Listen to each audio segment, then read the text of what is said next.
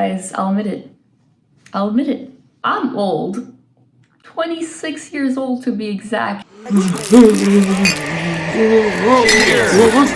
love the young people. I'm close to pushing daisies at the dusk of my life. But before I lay these old bones down to rest, I have to talk about something. I have to talk about Saltburn and how apparently the generation younger than me, which I don't even know what to call you guys anymore, like, I don't know who's Gen X, who's Gen Z, who's millennials, it all blurs together. You young people, you guys apparently are all over Twitter, I guess now it's called X, and TikTok, and you're actually shocked at Saltburn? Huh?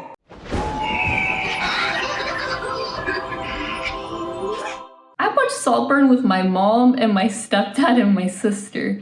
You could say fun for the whole family, and I thought it was fun. I thought it was a good movie. It was nothing like that shocking to me, and I thought we were all in on the joke. Like, you guys made the drinking bathwater meme. Emerald Fennel was really just, I think, taking from the younger generation and like cooking up maybe a film that like, oh, Jacob Elordi, Euphoria guy, oh, drinking bathwater, oh, Y2K era. You guys are nostalgic for that. We guys were little babies. You didn't even know what it was like. And somehow it was actually shocking to the generation that has made meme out of the real human being that is Gypsy Rose Blanchard. You guys generally terrify me most of the time. I thought the younger generation was so much more desensitized to quite literally everything. I thought you guys were playing in Fortnite, like accepting the end of the world, and yet you guys can't handle a man drinking a little bathwater? In spite of perhaps coming off pretentious, I'm gonna talk about some films that might be more shocking than Saltburn. Cause honestly, have you guys seen a movie?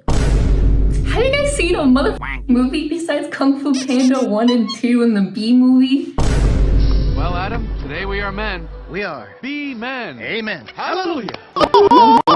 And so, perhaps you guys haven't seen a movie besides the Bee Movie on Netflix. Perhaps you guys' attention span has been fried to a crisp due to TikTok. That might be the case. Perhaps cinema will die in a couple of generations because no one can watch anything out of 60 seconds. And you know, c'est la vie. That's what's gonna happen. That's what's gonna happen. What am I gonna do about it? But if you're a younger person, curious maybe to see some other movies, stick by, talk about them. I don't know, I guess everyone's talking about Saltburn, and I really wasn't planning on making a video about Saltburn because I was like, there's not that much to talk about. It's adapted a little bit from or inspired by The Talented Mr. Ripley, which is already a film. And then there's already a French film, I think called Purple Noon. I will double check that. I recommend that. That's a good movie too. And that's been already created. There's a book. Like, this is not the first time this sort of like obsessive idea of a man wanting to be like a rich man and killing him has come about. It's been a thing for decades. And you just add a little bathwater, you add a little bit of period, you add a little bit of grave stuff. And then I guess everyone just loses their mind. Now, when I was thinking of this video, I was thinking about really shocking filmmakers. Who are they? They are the Lars von Triers. They are the other dude that I forgot his name. They are the Lars von Triers. They're the Gaspar Noes. They're the Michael Haneke's. Like, lots of men. So I will give it to Emerald Fennel. I really do think that she is aware and puts her little toes into what is trending, and she was successful. Saltburn seems to be one of the most talked about movies right now. I'll also commend Emerald Fennel for taking on this shocking genre, if you will. It's not really a genre, but I do think usually when it comes to shocking films, a lot of times it's men directing it, and men that have a really apathetic view to their audience and to their characters, which is the reason why I generally don't even like shocking movies that are shocking just to make shocking, that are movies that are shocking to just be shocking. And Gasparino is interesting. I think he is intentional with his films. He has said they're not really films made to be enjoyed. So in that way, sure. But then I tend to just not be too interested in actually watching his work. And the controversial scenes, of course, when men are trying to be shocking, a lot of times they do a lot of SA scenes, assault scenes. And Gasparino has his own controversy with the film Enter the Void, I think, and how there's a really long assault scene. And his philosophy behind this is kind of like, oh, well, this is so terrible of a thing, I'm going to make it terrible for the audience. Which I feel like is not a very sensitive way or empathetic way of going about things. And if you're purposely trying to show the audience how terrible it is, then you're likely thinking your audience is men. Even though obviously men can get assaulted as well, it just seems like he's not really considering the people that might have experienced that. So he's thinking in his head like, oh, we have to make it so terrible so people might understand what this is. So that's why I don't really like his style. His films, I think, are probably less misogynistic than Lars von Trier. Well, Lars von Trier somehow makes some of the most miserable and pretentious films you'll ever see. His style of filmmaking I like a lot. I like the cinematography style he does, the editing, the sound work that he does. På et tidspunkt snakker om at optage kroppens indre også. Så der havde jeg gang i at slå en lille mikrofon, få den godt ned i her. Så det ubehag det gav, og de bevægelser, de lyde der er derinde, har jeg så optaget og samlet også. Men det behøver egentlig ikke at blive kørt så meget ned, fordi det virker ret effektivt og ret ubehageligt i sig selv. Det er jo sådan strømmende blod, og man har en fornemmelse af åndedrættet, der ligger og kører i baggrunden. Som jeg så brugt i for eksempel visualiseringsscenen, hvor hun hopper tilbage i, eller hvor han taler hende tilbage. Tell me what you see.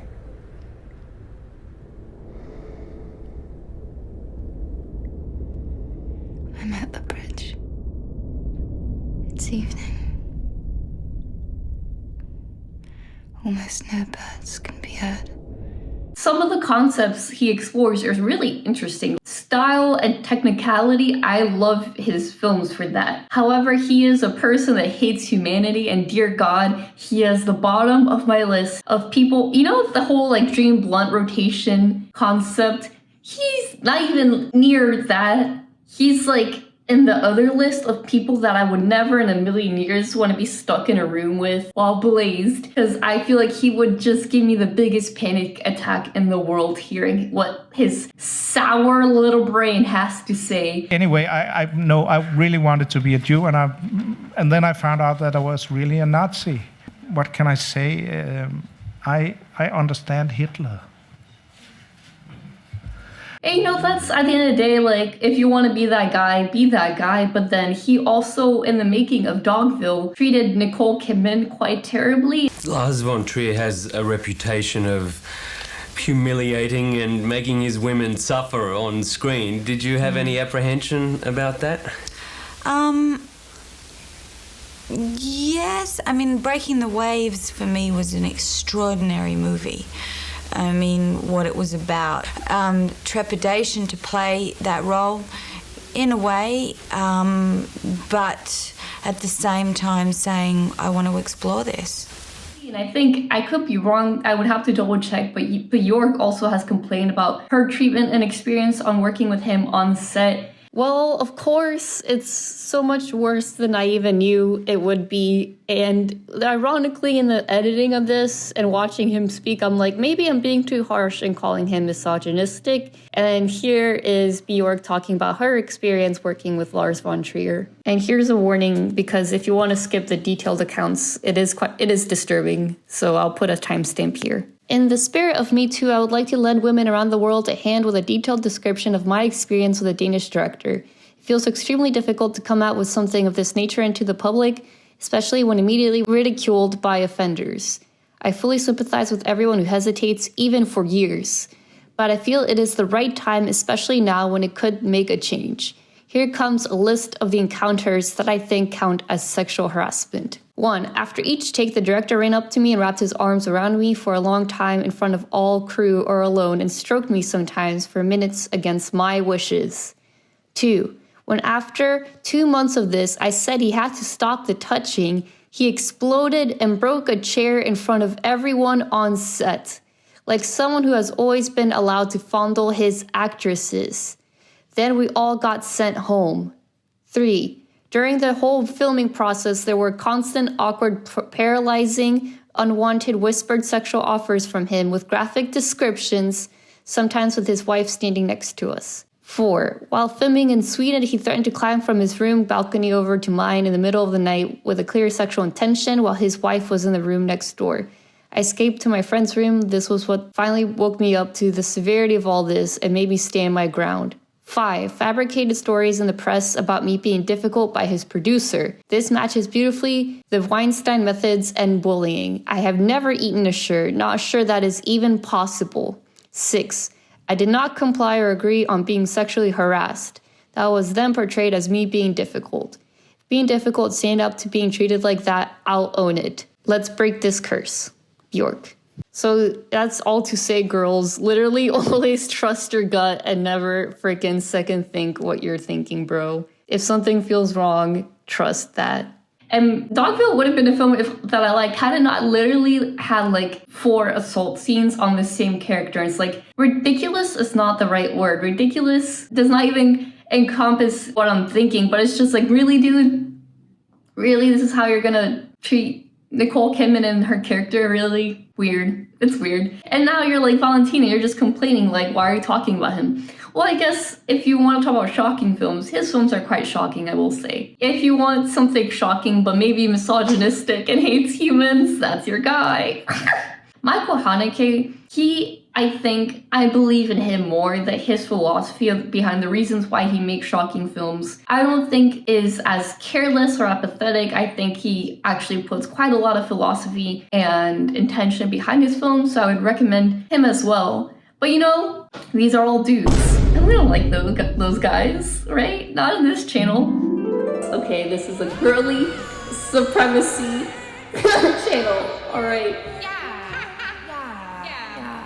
Like I said, I'm an ally to women. I guess I really wanted to bring up some films that were more shocking because I'm like, there's so many. Well, I don't really want to give men their flowers too. So who's another female filmmaker that's out there trying to like make these shocking films? Well, if that's the case, I really have to point to Julia Ducournau. So if you like Saltburn, I think you would quite like her first feature, Raw, which is like a body horror film about this vegetarian girl who goes to vet school and then some cannibalistic things lead to this and that, okay? It's stylistically also very like modern and hip. So I think the young people will like it, and it's shocking, but in a way that's like really smart and interesting. And I think that's, if you like Saltburn, watch Raw. And then her next film is way more, even more shocking and undefinable. And I love it, but I feel like probably a lot less people are gonna like it. Still, even if you don't like it, I think it's worth watching. Titan, which is about a woman who like has a sexual relationship with a car, and she's like also kills people and hides from the cops by like kind of appearing as a man. And that's all I'll say. It gets more crazy. If you are a cinephile and you watch a lot of movies, it's a little bit harder to shock you. I saw some people say that Saltburn is like offensive because Emerald Fennell is a Nepo baby and she's rich. So obviously like her showing this dude kill these rich people is almost saying that poor people are all bad and we're all waiting to kill the rich.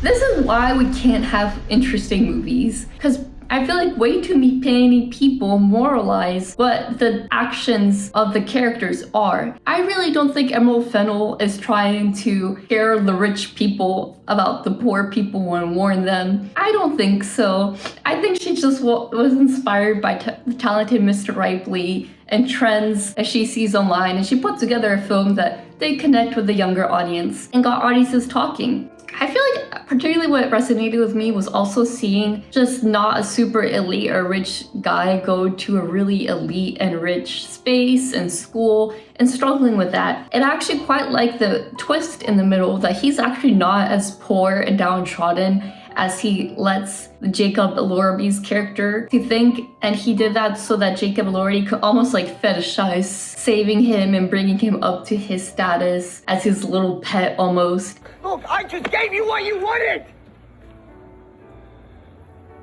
Like everyone else does. Everyone puts on a show for Felix.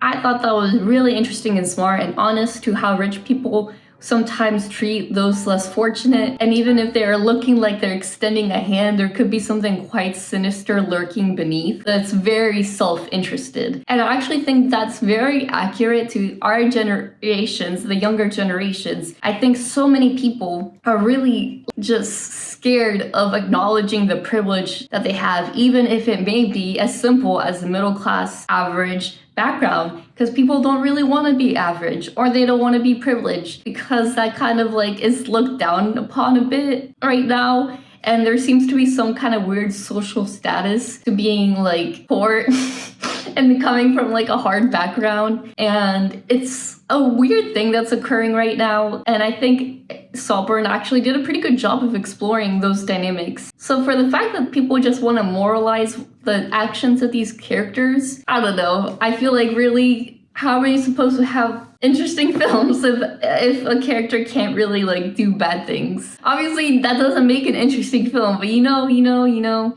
And also men directors like Martin Scorsese is a big one, and Stanley Kubrick. These guys make films like Taxi Driver, Clockwork Orange, where it's like very obviously anti-hero is in the center of it all, and we're not supposed to be rooting for them. Still, men root for these guys because they see themselves in it, and you know, what are we gonna do about that? You just don't really see women do the same. An example of this is actually one of my favorite films, Over and Color, directed by Lynn Ramsey. And I think Lynn Ramsey might actually like be pretty good about this, because she doesn't necessarily make films where I think it's very moralistic or like that you're supposed to agree with the actions. If you like Saltburn, watch Over and Color. Watch Raw. Watch Fish Tank, The Works of Andrew Arnold. Those are 3 women director, 3 films. Come on, girlies, let's go. Like, and if there's some more movies you guys would like me to talk about, please let me know. Please. Please. You guys like my shirt? This old guy still knows how to, yeah?